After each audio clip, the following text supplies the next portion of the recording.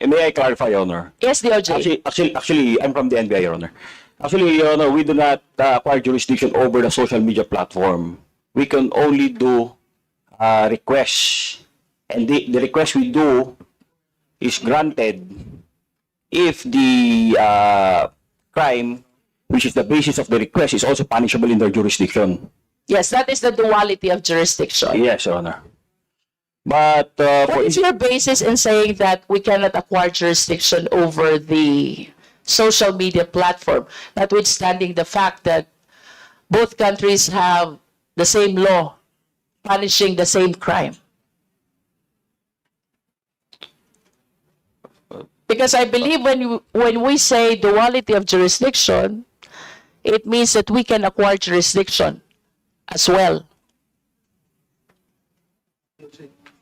Your Honor, good afternoon. I am the OIC Director for the Office of Cybercrime, Your Honor, an attached agency of the Department of Justice. Your Honor, as to the issue on jurisdiction, actually there is a way where we can acquire jurisdiction if there is a cyber warrant issued to a particular platform, but the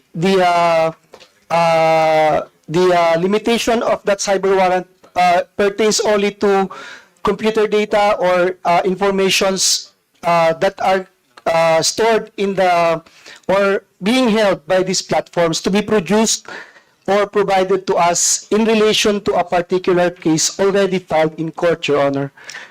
Hindi ba, sir, lahat naman ng napopost talaga ay incorporated in the data which are being kept by the social media platform? So I wish to believe na lahat ng lumalabas sa social media platform ay part and parcel ng data ng social media platform which is foreign-based. Tama po ba yun? Yes, Your Honor.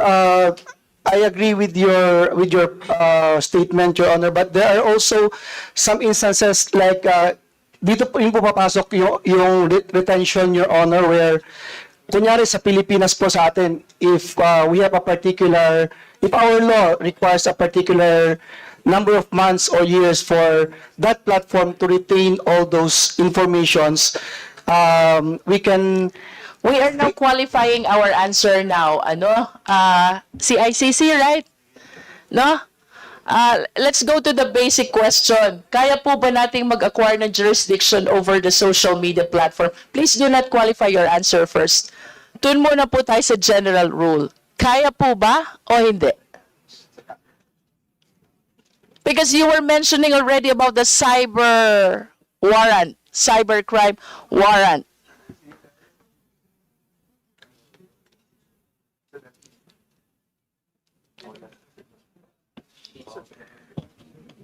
Your Honor, that's a very difficult question. Kasi crimes are jurisdiction. The definition of whether an act is a crime or not is jurisdictional. I understand. So, without qualifying, Pero maybe we kanina, can write a position paper on this. Your kanina Honor. you were discussing already about the duality of jurisdiction doctrine, and I humbly submit that with that doctrine, I think there's a possibility for us to acquire jurisdiction over social media platform. Your Honor, may I also, in addition to what was stated by Yusek Jeffrey, there is also a matter, Your Honor, or a question if the social media platform actively participated in a perpetration of a crime. So, kung actively participatory po siya, If I may interrupt, sir, cybercrime law, to distinguish it from the crimes defined under the revised penal code, is considered as a special law. Do you agree? O, di ba? That's where the distinction lies between mala inse and mala prohibita. And when we speak about mala prohibita, what does it say? We do not care about malice. The only question is whether the crime is committed or otherwise. Tama po ba yun? yes, Your Honor, we totally agree with that, Your Honor. Yes, but you were discussing about knowledge, about participation in the perpetration of the cyber libel or cybercrime. Parang medyo contradictory po yun dun sa konteksto ng mala prohibita or malum prohibitum.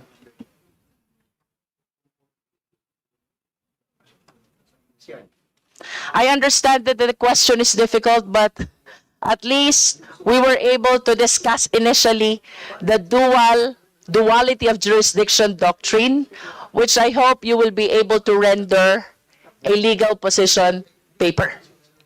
And in relation to that duality jurisdiction doctrine, I remember that my question started with the concept of continuing crime. Can you please shed light? Hindi po ba ito pwede i-consider na continuing crime?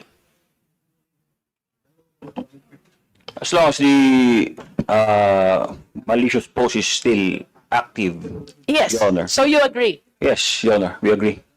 So That if it's still this can continuing be crime. considered as a continuing crime, the one who posts here is liable, and the server who makes possible the posting while it is based in foreign country can also be held liable.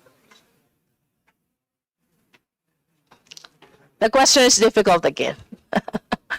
And of course, I appreciate that the Honorable Roman already requested to invite a constitutionalist to help us understand how we go about this. I just wish to submit that this cybercrime law was drafted, passed, and approved with the knowledge in mind that cyberspace is boundless, internet is boundless, and perpetrators are not confined only in the Philippine territory, but even outside. So, I wish to believe that the drafters of this law considered the possibility of indicting as well the perpetrators who are based in the foreign country. That is a manifestation, Mr. Chair. And to proceed, Mr. Chair, I wish to state for the record before I proceed that this representation is requesting the DOJ to render a legal position with respect to the two issues raised already, the duality of jurisdiction doctrine and the concept of continuing crime. And for my last question, sa atin pong pag-aaral ng batas, mayroon po tayong tinatawag na warrantless arrest. Konting review lang po. Ano po ba yung mga instances when arrest without warrant is allowed? TOJ? Yes, Your Honor.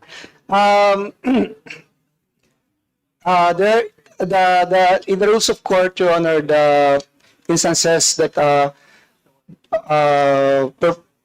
warrants a warrantless arrest, Your Honor, is if a particular crime is being committed and the police officer has actual knowledge of or actual knowledge of the perpetration of the crime, Your Honor, the law enforcement can actually conduct the arrest of the subject without the necessity of a warrant, Your Honor. TOJ, you will agree with me, we call it the doctrine of flagrante delicto. Yes, Your Honor. Yes.